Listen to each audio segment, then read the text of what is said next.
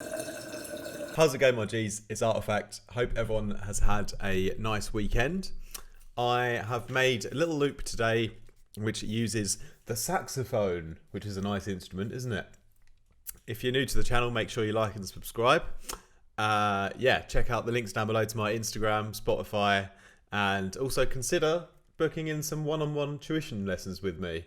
Also, I've got preset packs down there. I've got a link to my Discord, Patreon community as well, which is also really great. So let's have a little listen to this saxophone loop.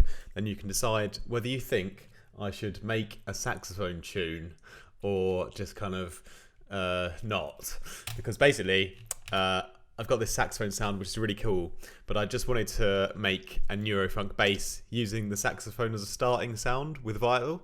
But then people were like commenting about the saxophone on its own, and they just want me to make a saxophone song now, I think. But anyway, let's have a little listen. And there's a bit of a sharp contrast between the saxophone and the bass that I've made. So get ready.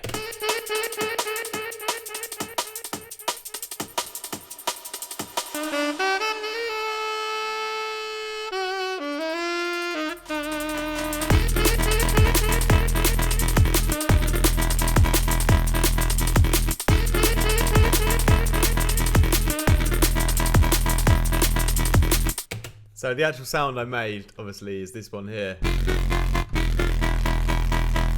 And yeah, we're just going to talk about this patch today. But like I said, leave a comment down below if you think I should actually make a tune with some saxophone that's a bit more funkier and a bit summery. But let's jump into this Neurofunk kind of Vital bass today. Because I do think it's really sick. Even if you didn't use a saxophone in your song, this would be a great bass preset on its own. Anyway, I'm going to turn off the effects and we're going to start off talking about the modulation, which is just an LFO2.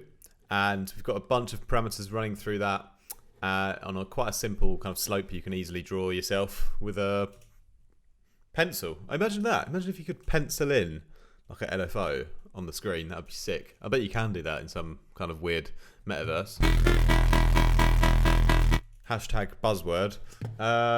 So what we have is we're starting off with the sample here. And I've just put this on my LFO here.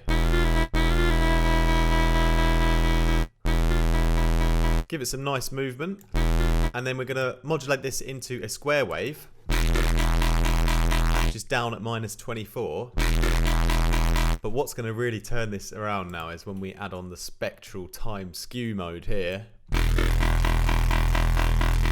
And that already sounds much nastier now. So the next thing we're going to do is add in another sine wave at 0, so 2 octaves up. And we're going to FM this from oscillator 1. And I've put the level of this onto my LFO here to create some extra movement within this oscillator. So bringing this one back in. Yeah, really, really nice. And just talking about the filtering as well. A little bit subtle, but it does add quite a lot. So we've got a low pass filter here. That's just kind of LFOing on our only LFO here. And then we've got a filter 2, which is just doing some phasing to the sample on its own. So if I was to take that off, we just kind of boost those resonant parts of the saxophone to make them a bit louder. So it all kind of works nicely together.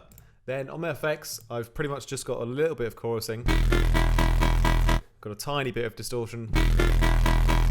Got a bit more filtering, doing everything through a bit of a phaser filter here. And this is tracked to the LFO on the mix.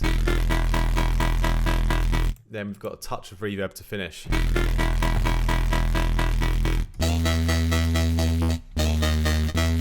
And then another little bonus tip what I've done in the actual mix here is I've chopped up some bits of the saxophone. And I've used the minimal rift feedback light to delay them, add some chroma reverb from Logic, pepper them around here, these little kind of bits. So yeah, quite nice. You can tell I haven't even faded the click off yet, but we won't worry about that today. The other little thing I've done is I've bounced, I've made a, well no I haven't bounced, I've made a separate version of the Saxofunk bass, which will be on my next Vital preset pack. Should be out in a few weeks' time. And this one, we have actually just turned up the speed of our LFO here. It's got a bit of a nice flutter on it here. And what I've done then is I've just used that in a small amount, and I've bounced out the original sample and kind of layered them together in such a fashion like this. It's a nice little creative tip to make your bass lines a little bit more dramatic.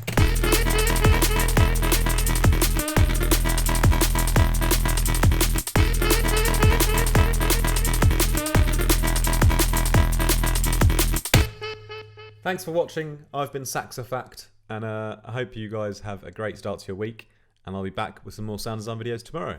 Peace.